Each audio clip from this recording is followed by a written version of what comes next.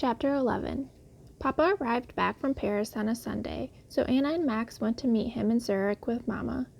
It was a cool, bright day in early October, and as they came back with him on the steamer, they could see some new snow on the mountains. Papa was very cheerful. He had enjoyed being in Paris.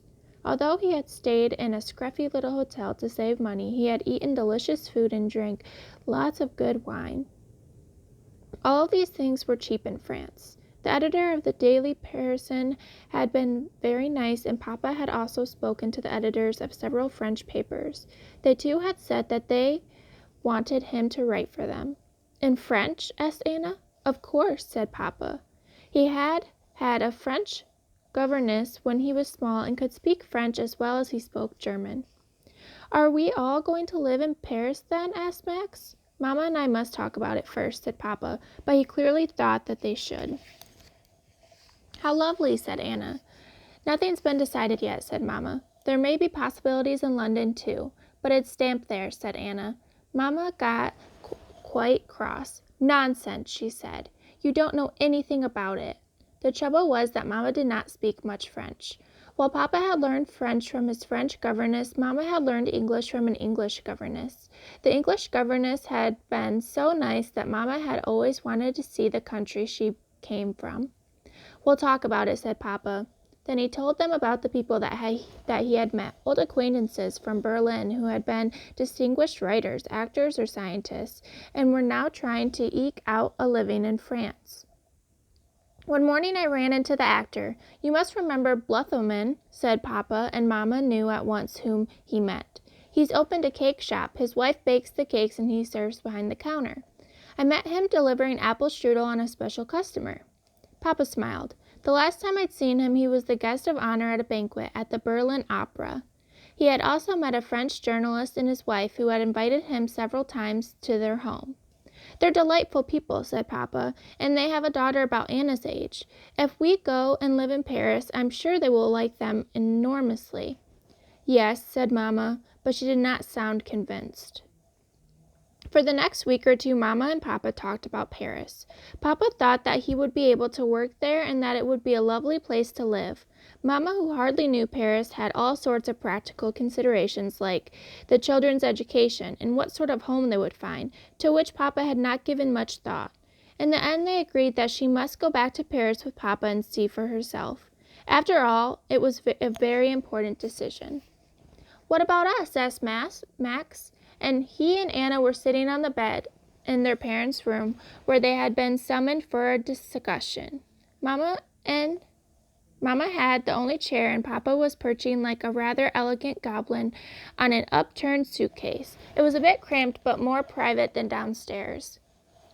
I think you're old enough to look after yourselves for a few weeks, said Mama. You mean we'd stay here on our own? Asked Anna.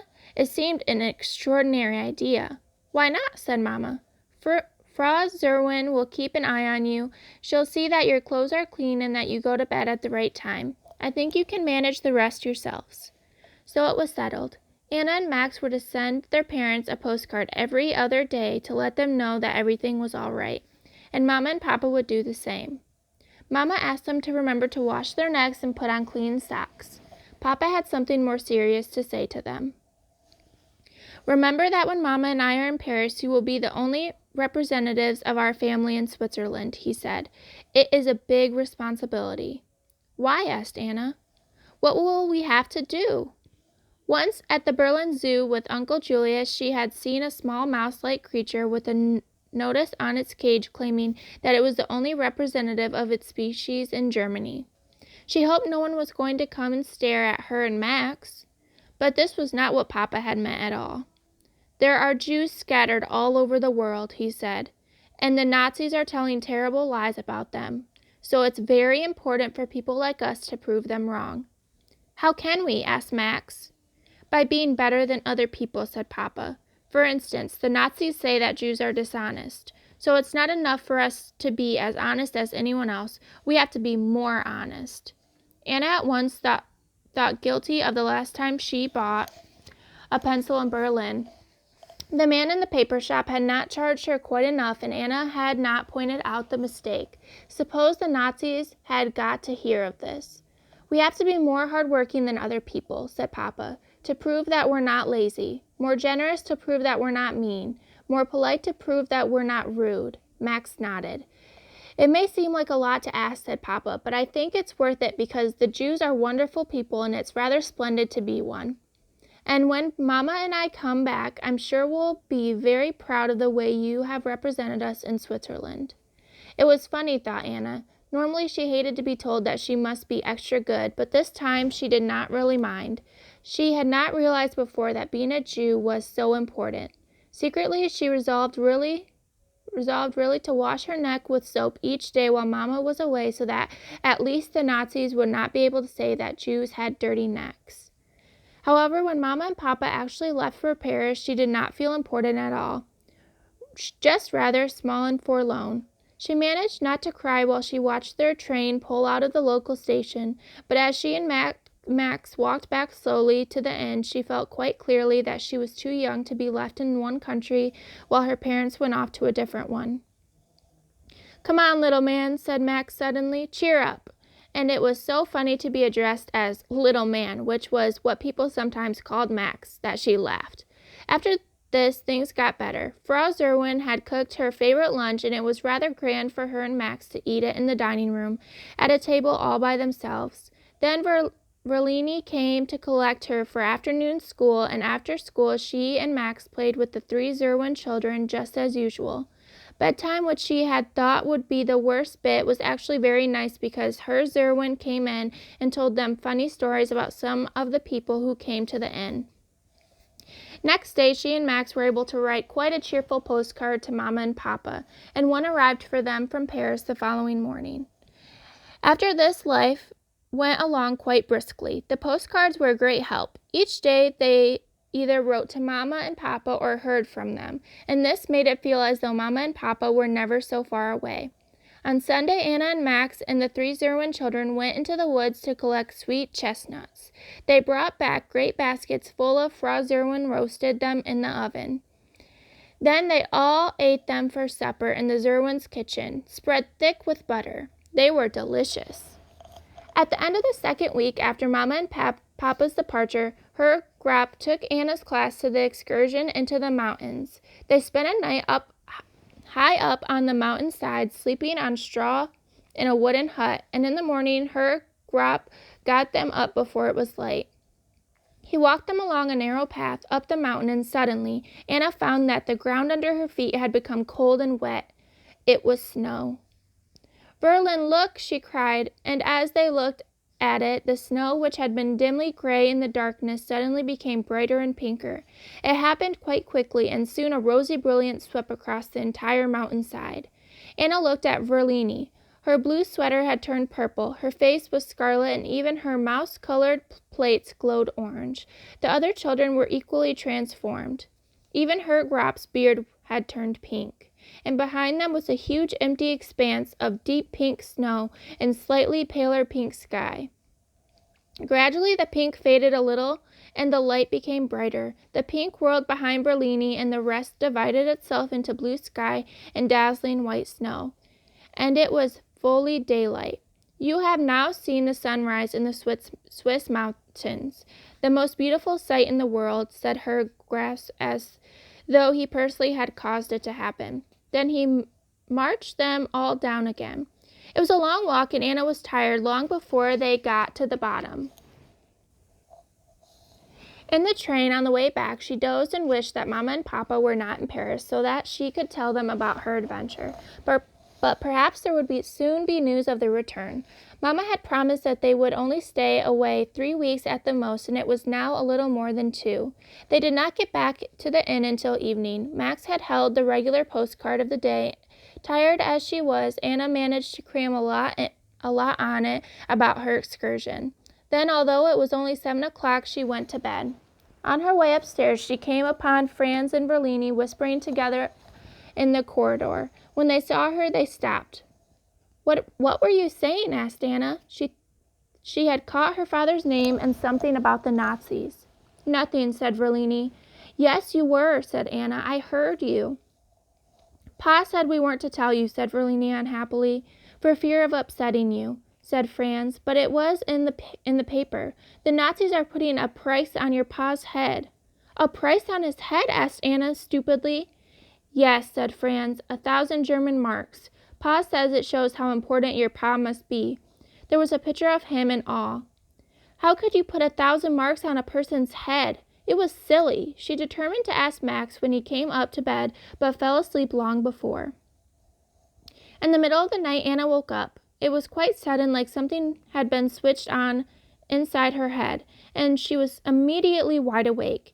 And as though she had been thinking of nothing else all night, she suddenly knew with terrible clarity how you put 1,000 marks on a person's head. In her mind, she saw a room. It was a funny-looking room because it was in France, and the ceiling, instead of being solid, was a mass of criss-crossing beams. In the gaps between them, something was moving. It was dark, but now the door opened and the light came on. Papa was coming to bed. He took a few steps towards the middle of the room. Don't! Anna wanted to cry, and then the terrible shower of heavy coins began. It came pouring down from the ceiling on Papa's head. He called out, but the coins kept coming. He sank to his knees under their weight, and the coins kept falling and falling until he was completely buried under them. So this is what Herr Zerwin had not wanted her to know. This is what the Nazis were going to do to Papa. Or perhaps, since it was in the paper, they had already done it. She lay staring into the darkness, sick with fear. In the other bed, she could hear Max breathing quietly and regularly. She said, should she wake him up? But Max hated being disturbed in the night. He would probably only be cross and say that it was all nonsense. And perhaps it was all nonsense, she thought with a sudden lightening of her misery. Perhaps in the morning she would be able to see it as one of those silly night fears which had frightened her when she was younger, like the time when she had thought that the house was on fire, or that her heart had stopped. In the morning there would be the usual postcard for Mama and Papa, and everything would be all right. Yes, but this was not something she had imagined. It had been in the paper. Her thoughts went round and round. One moment she was making complicated plans to get up, take a train to Paris, and warn Papa. The next moment she thought how silly she'd look if Franz Zerwin should happen to catch her. In the end, she must have fallen asleep suddenly.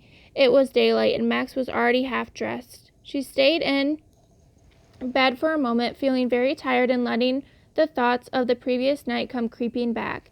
After all, they seemed rather unreal now that it was morning. Max, she asked tentatively.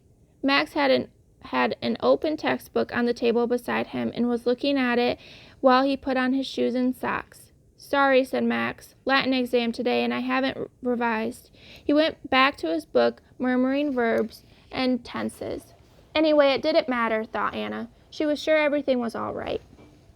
But at breakfast there was no postcard from Mama and Papa. Why do you think it hasn't come? She asked Max. Postal delay, said Max indistinctly through a mouthful of bread. Bye, and he rushed to catch his train. I dare say it'll come this afternoon, said Herr Zerwin, but she worried about it all day at school and sat chewing her pencil instead of writing a description on the sunrise in the mountains. What's the matter with you? Said Herr Grasp. She usually wrote the best compositions in the class. It was beautiful. You should have been inspired by the experience. And he walked away personally offended by her lack of response to his sunrise.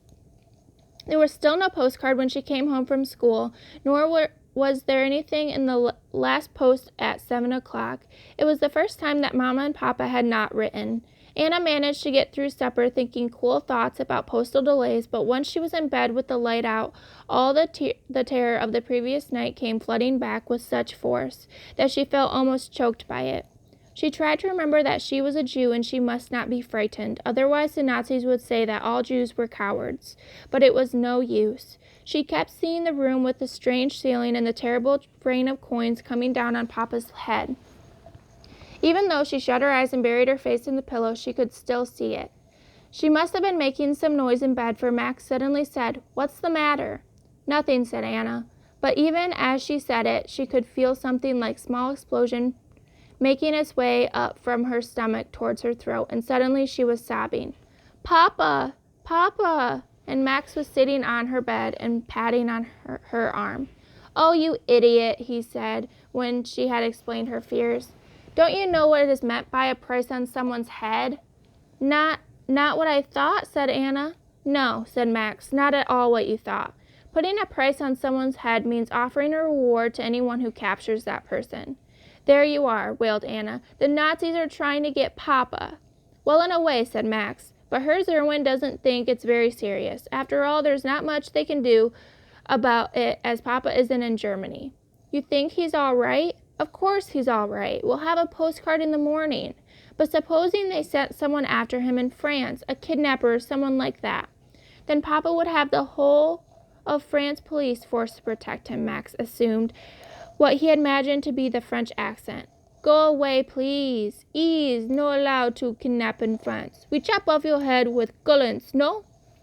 He was such an awful mimic that Anna had to laugh, and Max looked surprised at his success. "Better go to sleep now," he said, and she was so tired that very soon she did. In the morning, instead of a postcard, they had a long letter. Mama and Papa had decided that they should all live in Paris together, and Papa was coming to collect them. Papa said Anna, after the first excitement of seeing him safe and sound had worn off, "Papa, I was quite a bit upset when I heard about the price on your head." "So was I," said Papa. "Very upset." "Were you?" asked Anna, surprised. Papa had always seemed so brave. "Well, it's such a very small price," explained Papa. 1,000 marks goes nowhere these days. I think I'm worth a lot more. Don't you?" "Yes," said Anna, feeling better. "No self-respecting kidnapper would touch it," said Papa. He shook his head sadly. "I've a good mind to write to Hitler and complain."